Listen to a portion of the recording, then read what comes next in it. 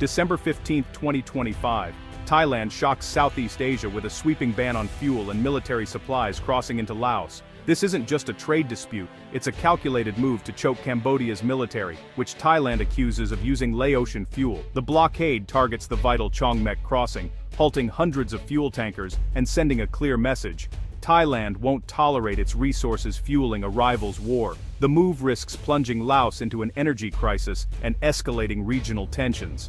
Borders are sealed, and the focus is on draining Cambodia's military fuel supply. For now, the fuel blockade stands as a dramatic warning and a dangerous gamble. The border clashes near Preah Vihear Temple have reignited old hostilities, but this time, the violence is more intense. At Chongmek, stranded oil tankers stretch for kilometers, caught in a geopolitical standoff. Thai soldiers enforce a blockade, halting all fuel and military goods. Laos faces shortages, but Thailand's real target is Cambodia's secret supply line. Intelligence suggests fuel is smuggled through Laos into Cambodia to power its military. The Chongmek checkpoint is now the epicenter of an international crisis, with the world watching and regional stability at stake.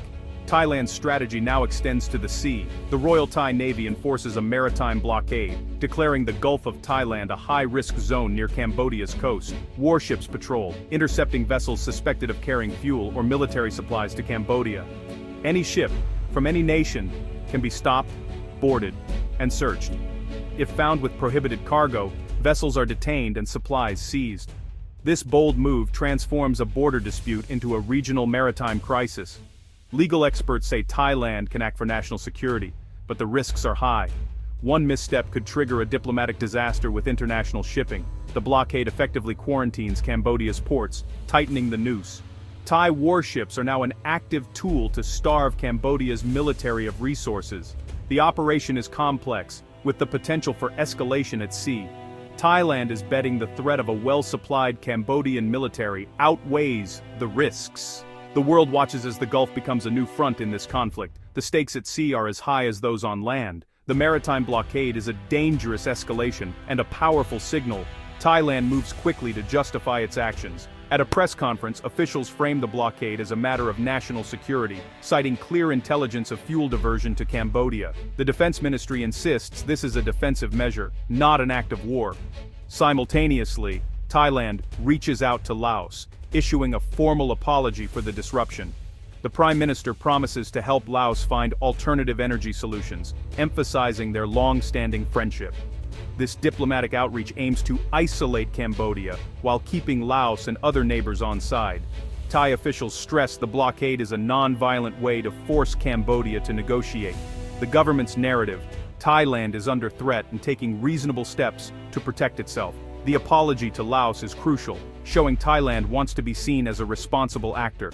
The public relations campaign is designed to win support at home and abroad. The world must decide: is den spinner sties, once tuan and sen. Sistais states sets self-defense or economic aggression. Thailand's strategy hinges on convincing others of its good intentions. The success of this approach will shape the next phase of the crisis. For now, Thailand stands firm, hoping its justification will hold. The diplomatic battle is just beginning. Thailand's policy is built on months of intelligence gathering. Security agencies tracked fuel shipments at Chongmek, uncovering a sophisticated diversion scheme. Evidence points to shell companies, falsified documents, and Laotian transport firms linked to Cambodian military officials. Fuel officially bound for Laos is rerouted to warehouses, then smuggled into Cambodia. Satellite images and informant reports show convoys moving across the border. Thai analysts estimate thousands of tons of fuel reach Cambodia's military each month, enough for a prolonged campaign. For Thailand, this is an unacceptable risk. The intelligence remains classified, fueling a war of words. Cambodia denies the accusations. Laos claims ignorance. The lack of public evidence makes verification difficult, but Thailand is convinced.